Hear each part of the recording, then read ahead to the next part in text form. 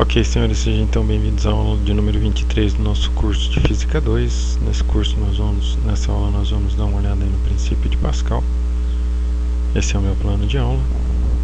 Como objetivo, eu espero que no final você seja capaz de explicar o funcionamento de uma prensa hidráulica e aplicar esse princípio para fazer previsões em elevadores hidráulicos.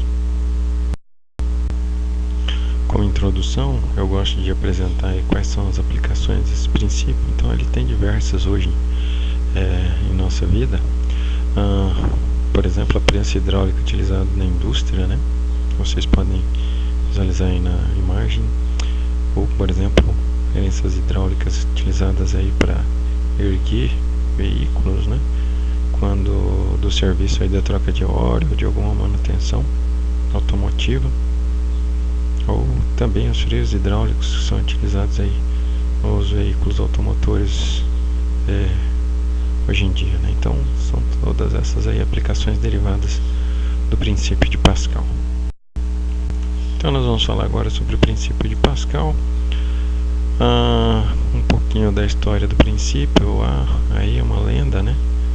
Não comprovada, não corroborada por evidências de que Blaise Pascal poderia ter realizado um experimento para evidenciar esse princípio, no qual ele acoplou aí a um barril de madeira um tubo capilar, né?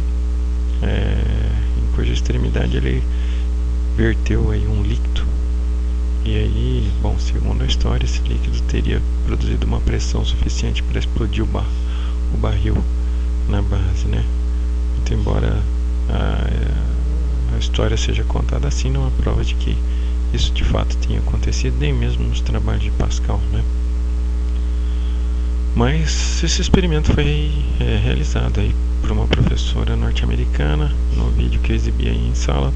O link está à disposição aí de vocês para vocês acessarem. Acho interessante, importante visualizarem esse vídeo aí. Tem várias informações importantes a respeito de hidrostática nele, então sugiro que deem uma olhada. Bom, mas segundo o princípio de Pascal, a variação de pressão decorrente aí da introdução do fluido no sistema vai ser transmitida integralmente a todas as partes do fluido, produzindo, portanto, aí essa explosão, no caso aí do experimento realizado pela professora, né? Mas o importante é destacar que o acréscimo de fluido vai se transmitir integralmente a todos os pontos do fluido. E aí, para que serve isso? Bom, então a principal aplicação desse fenômeno é a prensa hidráulica, o elevador hidráulico, que a gente vai investigar agora com mais cuidado aqui. Então, nesse diagrama que está sendo ilustrado é que, bom, através de um agente externo, uma força vai produzir um acréscimo de pressão no fluido enclausurado por esse sistema, e aí, pelo princípio de Pascal, esse acréscimo de pressão vai se transferir a todos os pontos, inclusive a esse ramo do sistema. Então, está aqui uma ilustração ampliada, né, do diagrama. Decorre disso, né, que esse acaba se tornando um dispositivo multiplicador de forças.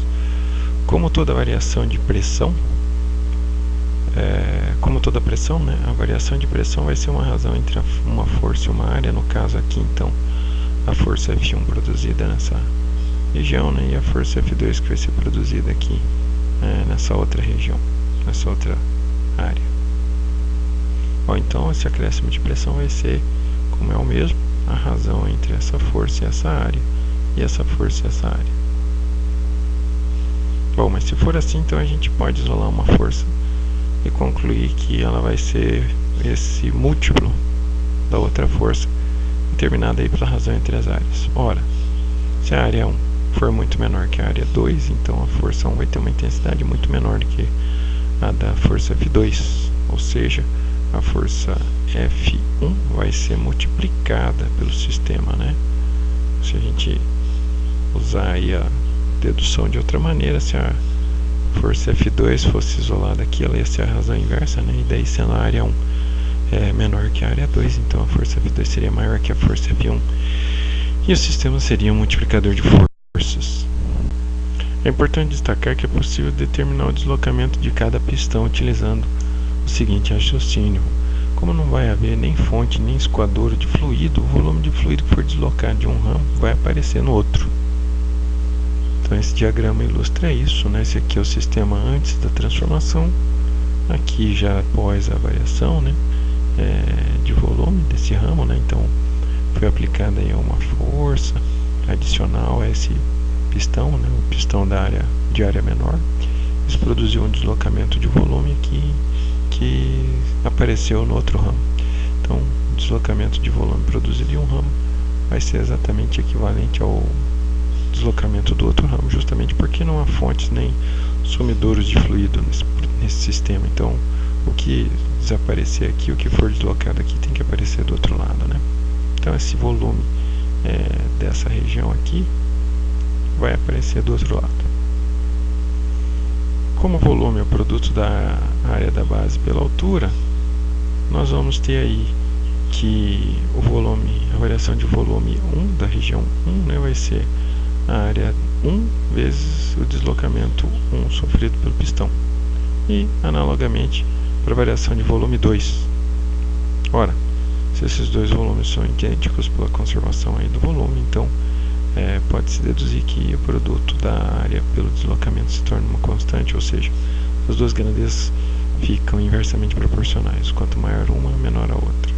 Se a gente isolar aí nessa igualdade, por exemplo, de deslocamento 1, deslocamento de área menor, ele vai ser determinado pela razão da área maior pela área menor. Sendo a área A1 menor que a área 2, então esse deslocamento tem que ser muito maior, né? Ou seja, a natureza vai cobrar um custo aí pela multiplicação de forças. A força pode até ser diminuída, mas em compensação vai ser necessário empurrar o pistão menor por uma distância muito maior. Isso vai ser o custo aí da vantagem adquirida em termos de força, né? De intensidade de força. Mas é interessante destacar que o trabalho realizado em ambos os ramos vai ser o mesmo. Olhem só, vou calcular o trabalho realizado no ramo esquerdo 1. Vai ser o produto da força 1 pelo deslocamento 1. Então, se a gente determinar, usar aí, né, os valores de força e deslocamento que já foram determinados anteriormente, o que vai acontecer? A área 1 vai se cancelar com a área 1, a área 2 vai se cancelar com a área 2, o resultado vai ser a força F2 multiplicada pelo deslocamento D2, que vai ser exatamente o trabalho realizado no ramo 2. Então vai haver aí uma conservação de energia, né? A energia que for acrescida de um lado vai ser transmitida do outro. Muito embora as forças e os deslocamentos sejam diferentes, eles vão ser tais que o produto em termos vai ser o mesmo. Então vejamos aí um exemplo para praticar o que foi aprendido. Nesse problema nós vamos tentar determinar aí qual que é a intensidade da força F que vai manter o pistão maior em repouso. Então nesse sistema aqui, esse ramo tem uma área menor denotada por um A minúsculo, o outro ramo tem uma área maior denotada por um A minúsculo. Na área menor é aplicada uma força de menor intensidade F e na outra uma força de maior intensidade F maiúsculo. Então na primeira etapa nós vamos tentar determinar qual a intensidade da força F que vai manter o pistão maior em repouso. Depois nós vamos considerar aí diâmetros de 4 e 50 centímetros para verificar qual que seria a intensidade da força no pistão menor para contrabalancear uma força de 20 kN no pistão maior, e se o diâmetro maior for deslocado por 10 centímetros, qual que será o deslocamento do pistão menor. Então vamos ver isso aí. Tá aí o diagrama esquemático do problema. E aí a primeira etapa, bom, ela é simplesmente a aplicação do princípio de Pascal. Então a gente vai resolver essa equação aí para a intensidade da força F minúscula, né? Ela vai ser exatamente essa razão aí entre as áreas multiplicada pela força F, com uma área menor. Está no numerador, então com certeza essa força F vai ter realmente menor intensidade que a força F maiúscula. Então vamos ver um exemplo aí de uma aplicação. Então nesse problema nós vamos tentar determinar qual que vai ser a intensidade dessa força F capaz de sustentar essa força F de maiúscula, né? Sendo que ela está aplicada numa área menor que a outra área de aplicação da força F maiúscula. Depois a gente vai considerar aí que os diâmetros dos pistões são 4 e 50 centímetros para determinar a intensidade da força F menor, F minúscula, né? Que vai contrabalancear uma força de 20 kN no pistão maior. E daí, se a gente considerar aí um deslocamento aí de 10 centímetros do diâmetro maior, qual que deveria ser então o deslocamento do pistão menor? Tá aí o diagrama esquemático do problema. E a gente vai começar então aplicando o princípio de Pascal para encontrar essa intensidade dessa força menor F.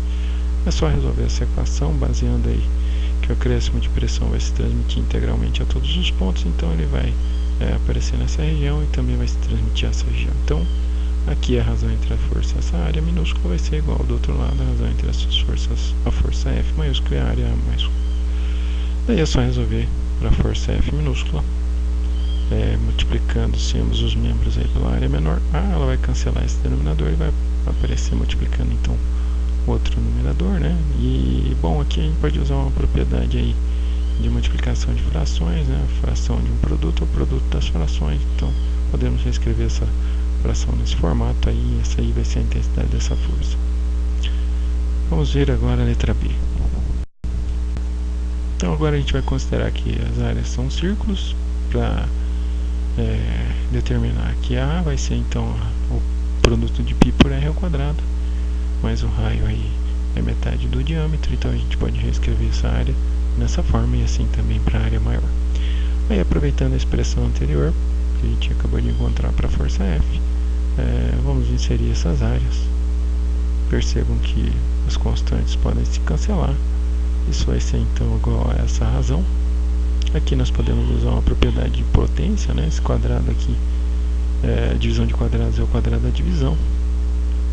Inserir os parâmetros, cancelar as dimensões. Aqui tem uma simplificação que pode tornar a conta mais fácil. Se a gente multiplicar numerador e denominador por 2, a razão aqui vai se tornar 8 por 100, que é mais simples de ser trabalhada. E aí o 8 por 100 a gente pode reescrever como 8 vezes 10 ao quadrado, multiplicar isso por 2 vezes 10 à quarta.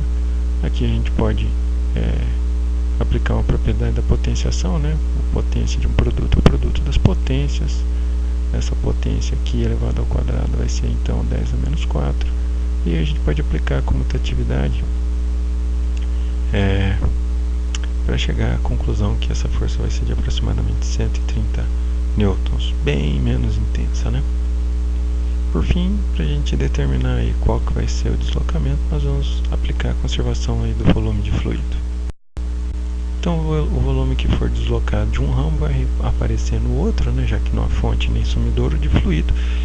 E a gente pode reescrever esses volumes como produto da área pelos deslocamentos. Eu tive que trocar a letra aí, gente, porque D eu havia reservado para diâmetro, né? Então eu vou considerar que o deslocamento é denotado pela letra H. Então o deslocamento do ramo 1 vai ser H1 e o deslocamento do ramo 2 H2. Bom, inserindo-se aí as áreas, a gente pode cancelar os fatores que aparecem em ambos os membros da igualdade para concluir que o produto aí do quadrado do diâmetro pelo deslocamento é constante, e aí resolver para um dos deslocamentos, o deslocamento que a gente está em busca, né? E bom, aqui a gente pode rearranjar essa razão, né? Razão de um produto é o produto das razões, aplicar uma propriedade de potência, né? Uma potência de uma razão é a razão das potências, inserir os parâmetros, calcular para encontrar que seria necessário empurrar um pistão menor de uma distância muito maior. Daí, se a gente for converter isso aí para metro, né, seriam necessários então 170 metros para produzir um deslocamento de apenas 10 centímetros do outro lado. Então esse é o custo que a natureza cobra pela vantagem mecânica de multiplicar a força, né? A distância também, a distância para o outro lado fica dividida. Então tá aí, gente, era o que eu queria mostrar sobre o princípio de Pascal. Fiquem atentos aí aos slides que eu vou colocando no Moodle, as listas de exercícios. Procurem-me nos horários de atendimento. Meu muito obrigado e até a nossa próxima videoaula.